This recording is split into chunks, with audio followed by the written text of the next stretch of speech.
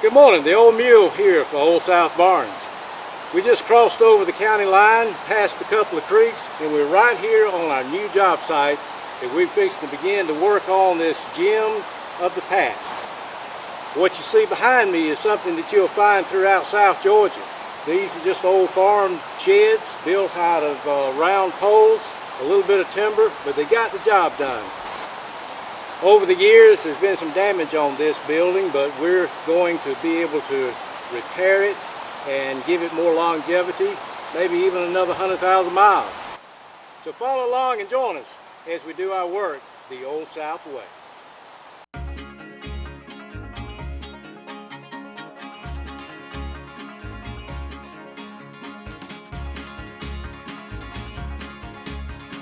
After Hurricane Michael did its damage, this pole that you see right here, this is where it was at in the ground. You see how rotten it is and this and that? It broke off. Here's a piece of it right here that was on the bottom of this. This is how deep it was.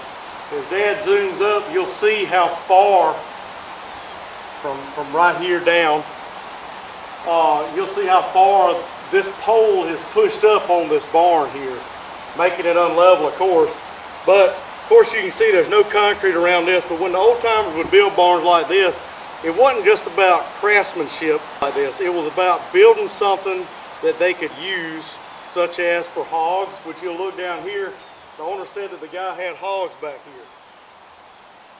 See this hole here as we pan around with the camera? Here's the hole right here that I'm stepping in. There's where the ground level was, just like the other post. You can see the white line around it. It's gone. You come down over here, this pole is broke off right here. Here's the hole in the ground right here. So if you look, the integrity of the barn is still here on the back end side of this place, but all this right here, having all this lumber attached, is what really kept this from going further than what it has after Hurricane Michael. The owner said that this whole top section here was just peeled back and was laying behind the barn. One of the things we have to contend with sometimes on our work site, this back wall of this building is okay, and we need to try to save it intact. We got this roof section on here, it's making it teeter somewhat, so we braced it off. So we have a boom pole hooked to it so we can just take it loose. We're going to lift that off in one piece, saving this back wall so that we can rebuild and restructure all the way across the front.